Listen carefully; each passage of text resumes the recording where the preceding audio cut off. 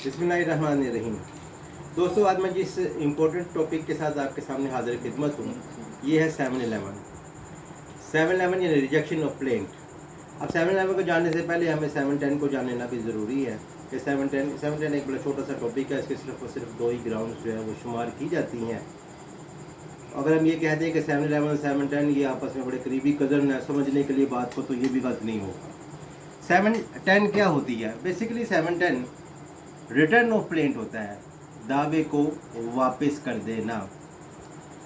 7-10 और 7-11 इनका बेसिक जो मकसद था, जब जिस मकसद के लिए ये सिविल प्रोसीजर कोड CPC में ऐड किए गए, इनका मकसद ये था कि जो लॉन्ग लिटिगेशन है, बहुत बड़ी लिटिगेशन है जो कि कई सालों पे मुहित होती है, इस लिटिगेशन को शॉर्ट किया जाए।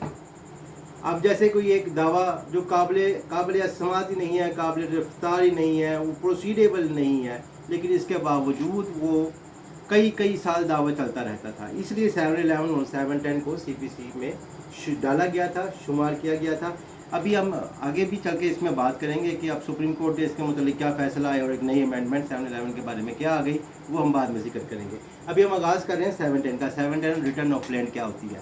सिविल प्रैक्टिस में 7-10 नॉर्मली यूज़ की जाती है। 7-10 में दावे को वापसी के दावे को वापस कैसे करना है, इसमें ऑनरेबल जज साहब जो है वो जब महसूस करते हैं कि ये यहाँ पर दावा चल ही नहीं सकता है, दो ग्राउंड है इसकी। एक तो ये कि सबसे पहले कोर्ट की जुरिडिक्शन नहीं है, टेरिटोरियल जुरिडिक्शन कोर्ट की नहीं है। इस वजह से टेरिटोरियल जुरिडिक्शन नहीं है, इस वजह से दावा जो है वो वापस कर दिया जाता है। मिसाल के तौर पर एक बनाए दावा जो है वो लाहौर में पैदा हो रही है, दावा फाइल कर दिया जाकर शेखुपुरा में या फैसलाबाद में या मुल्तान में, तो लैक ऑफ जुरिडिक्शन की बिना पर ये केस रिटर्न कर दिया जाएगा, वापस कर दिया जाएगा कि ऑनरेबल कोर्ट को जुरिडिक्शन ही नहीं है कि वो दावा जो है वो किसी और शहर में फाइल कर दी जाए, तो वो लैक ऑफ जुरिडिक्शन हो जाता है, वो काबिल समात नहीं होता। इस बिहाव पर दावा ऑनरेबल कोर्ट जो है, सिविल कोर्ट जो है वो वापस कर देती है। दूसरी इसकी जो ग्राउंड है 7-10 की, वो ये है, इसको हम बोलते हैं पिकोनरी जुरिडिक्शन। फॉर एग्जांपल, एक दावा फाइल किया गया, उस दावे की जो मालियत है वो 1 लाख है या 2 लाख है या 50 लाख है, जबकि जो सिविल जज है उनका जो इख्तियार समात है वो 6 लाख से ज़्यादा नहीं है या 10 लाख से ज़्यादा नहीं है। तो यहाँ पे पिकोनरी जुरिडिक्शन के बिहाफ पर ये दावा रिटर्न कर दिया जाएगा 7, और जो रिटर्न किया जाएगा वो ऑर्डर 7 रूल 11 CPC का, सिविल प्रोसीजर कोड का। इसके तहत ये दावा वापस कर दी जाएगा, रिटर्न ऑफ प्लेंट। ये तो थी दोस्तों 7-10 रिटर्न ऑफ प्लेंट। अब हम फर्दर आगे बढ़ते हैं। अच्छा, इसमें एक और बात ये कि जो ओरिजिनल फाइल जो है वो वापस बाद सूरतों में वापस हो जाती है, बाद सूरतों में वो वापस नहीं करते हैं। एक और चीज़ कि अगर ये दावा, अच्छा, जो सिविल केस ये फाइल किया गया, जो सिविल जज है जब वो इसको वापस करते हैं तो वो अपने रिकॉर्ड पर इसको चढ़ाएंगे। रिकॉर्ड पर चढ़ाने के बाद ये केस जब वापस जाएगा तो इसमें अमेंडमेंट नहीं की जा सकती। ऐसा नहीं हो सकता कि अभी जो दावा मैंने वापस 7-10 के तहत मुझे वापस हुआ है, फिर मैं इसमें कोई अमेंडमेंट करूं और अमेंडमेंट करने के बाद इसको फिर मैं नए सिरे से किसी जगह पर ले जाऊं, ऐसा नहीं हो सकता। मैं फिर इसमें अमेंडमेंट नहीं कर सकता। की जाने वाली अमेंडमेंट रॉन्ग है, गलत है, अगेंस्ट द लॉ है। अब हम बढ़ते हैं 7-11 की। अब हम बात कर रहे हैं 7-11 का मकसद ये था कि कोर्ट के जो केसेस है इनका प्रोसेस बड़ा ना हो, लंबा ना हो।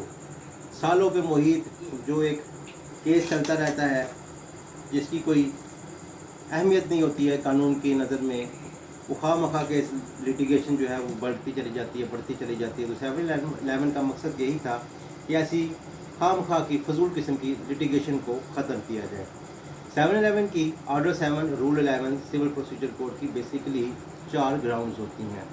इन 4 ग्राउंड्स के ऊपर ये दावा खारिज हो सकता है। अब ये जो 4 ग्राउंड्स है, ये ऑनरेबल जो जज हैं वो खुद से भी अपने पावर्स को यूटिलाइज़ करके इन बिहाफ पे इस दावे को खारिज कर सकते हैं, या जो अपोजिट पार्टी है जिसको हम डिफेंडेंट बोलेंगे, वो डिफेंडेंट एप्लीकेशन देकर इन चारों ग्राउंड्स में से जो ग्राउंड्स पर रिलाई करना चाहता है, जो ग्राउंड इसके कानूनी तकाज़ों को पूरा करती है, उस ग्राउंड के बिहाफ पर केस को खारिज करवा सकता है। केस की समाअत से कबल ही, इससे पहले कि केस चले, इशू फ्रेम हो, शहादतें आए, इससे पहले ही वो केस को ख़त्म करवा सकता है। अब वन बाय वन अब हम इन चारों जो ग्राउंड्स हैं उसको डिस्कस करते हैं। Okay. Civil procedure code CPC में 711 की जो सबसे पहले ग्राउंड जिसका जिक्र किया गया है वो है काज ऑफ एक्शन, यानी बनाए दावा पैदा नहीं होती है। दावे के अंदर जब भी कोई प्लेंट लिखी जाती है उसमें सबसे पहले मेंशन, उसमें दावे के अंदर ये मेंशन ज़रूर किया जाता है कि मुझे ये बनाए दावा हासिल होती है, ये काज ऑफ एक्शन है। अगर वो काज ऑफ एक्शन पूरे दावे में कहीं उसका जिक्र ना किया गया हो तो वो दावा इसी ग्राउंड के ऊपर खारिज हो जाएगा, काबिल रफ्तार ना होगा, उसको डिसमिस कर दिया जाएगा। ये चीज़ 711 की पहली ग्राउंड जिसमें काज ऑफ एक्शन का जिक्र आता है। अब दूसरी ग्राउंड जिसका हम जिक्र कर रहे हैं सिविल प्रोसीजर कोड के मुताबिक दावे के पैराग्राफ के अंदर हमेशा से एक दूसरा कोर्ट फीस के पर्पस के हिसाब से, कोर्ट फीस की मालियत के हिसाब से जिक्र किया जाता है कि ये दावा इतने हज़ार या इतने लाख मालियत का है। समटाइम्स होता ये है कि कोर्ट फीस को बचाने के लिए अक्सर लोग गलत बयानी करते हैं या झूठ बोल देते हैं। अगर प्रॉपर्टी की मालियत, सिविल सूट में प्रॉपर्टी की मालियत जो है वो 10 लाख रुपए है या 50 लाख रुपए है या 10 करोड़ रुपए है, तो वो 1 लाख रुपया या 2 लाख रुपया या 3 लाख रुपया या 50,000 रुपया अगर वो गलत बयानी करके इस तरह से लिख देते हैं और इस चीज़ को जज साहब अगर भाप जाते हैं या डिफेंडेंट एप्लीकेशन देकर इस चीज़ को प्रूव कर देता है कि मालियत दावा दुरुस्त ना लिखी गई है, तो इस ग्राउंड के ऊपर 711 की इस दूसरी ग्राउंड के ऊपर दावा खारिज हो जाता है। 711 में ये दूसरी ग्राउंड है जिसमें मालियत का तयन दुरुस्त नहीं किया जाता, सही नहीं किया जाता, तो दावा खारिज हो जाता है। तीसरी ग्राउंड की तरफ अब हम बढ़ते हैं। तीसरी ग्राउंड सूट प्रॉपर्टी का, सिविल सूट हो, प्रॉपर्टी का सूट हो, पोजेशन से मुतलका सूट हो या सूट कैंसिलेशन ऑफ डॉक्यूमेंट से मुतलका हो, वगैरह वगैरह इस किस्म का कोई सूट हो, तो उसके ऊपर कोर्ट फीस लगती है। अगर मतलूबा कोर्ट फीस दावा के साथ ना लगाई जाए, जज साहब के पास ये इख्तियार हासिल है कि वो दावे को खारिज कर सकते हैं इस तीसरे ग्राउंड के ऊपर। जज साहब नॉर्मली रूटीन मेयर प्रैक्टिस में होता ये है कि जज साहब तीसरी ग्राउंड जिसका मैं जिक्र कर रहा हूँ कि दावे के ऊपर मतलूबा कोर्ट फीस दुरुस्त नहीं लगाई जाती है। जैसा कि ये जो मैंने अभी कंडीशन बयान की, इन कंडीशन की सूरत हाल का केस हो और उसके ऊपर जो कोर्ट फीस लगनी हो। अब कोर्ट फीस का भी एक बाकायदा पूरा शेड्यूल दिया गया है कि कोर्ट फीस कितने दावा मालियत के ऊपर कितनी कोर्ट फीस लगनी है, लेकिन इसका एक सिंपल सा एक रूल है, 1 लाख रुपए के दावे के ऊपर 7.5% कोर्ट फीस लगती है। यानी 1 लाख रुपए का दावा, 2 लाख रुपए का अगर दावा होगा तो उसके ऊपर 15,000 रुपया कोर्ट फीस लगेगी। और ये एक मुसलमा असूल है, एक कानून है कि 15,000 से ज़्यादा कोर्ट फीस कभी भी नहीं होती है। जो मैक्सिमम कोर्ट फीस है वो 15,000 रुपीज़ है। 15,000 रुपीज़ से ज़्यादा कोर्ट फीस नहीं होती है। अब आपका दावा चाहे 2 करोड़ रुपए का है, चाहे 10 करोड़ रुपए का है, चाहे 50 करोड़ रुपए का है, कोर्ट फीस 15,000 से ज़्यादा नहीं बढ़ेगी। और अगर कोर्ट फीस जो कम लगनी होती है किसी भी दावे में, जो कि 24,999 रुपये से मालियत का दावा जब बढ़ जाएगा 25,000 या इससे जब ज़्यादा हो जाएगा तो उसका 7.5% कोर्ट फीस लगता है। ये थी तीसरी ग्राउंड कि कोर्ट फीस साथ में ना लगाई जाए, मतलूबा टाइम पीरियड भी दिया जाए, उस टाइम पीरियड में भी अगर कोर्ट फीस ना लगाई जाए तो इस बात पर भी दावा, तीसरी ग्राउंड है 711 की खारिज हो जाता है। अब चौथी ग्राउंड और आखिरी ग्राउंड के बारे में हम बात करते हैं। बार्ड बाय लॉ, कानून इजाज़त नहीं देता है, अपनी मर्ज़ी से कोर्ट ऐसे दावाजात को किसी भी स्टेज पर खारिज कर सकता है।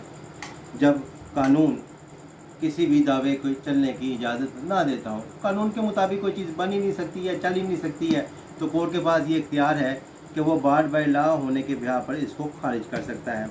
अब एक ऐसा दावा जो कि 711 की ग्राउंड पर खारिज हुआ हो कोर्ट फीस के बिहार पर, डेफिशिएंसी की बुनियाद पर, ऑनरेबल कोर्ट ने डेफिशिएंसी पूरी करने का मौका भी दिया लेकिन इसको फिर से रिस्टोर नहीं किया गया, तो ऐसा दावा हमें जो रूल 13 है वो बताता है कि उसको दोबारा से बहाल करवाया जा सकता है दोबारा से उस दावे में अपीयर हुआ जा सकता है।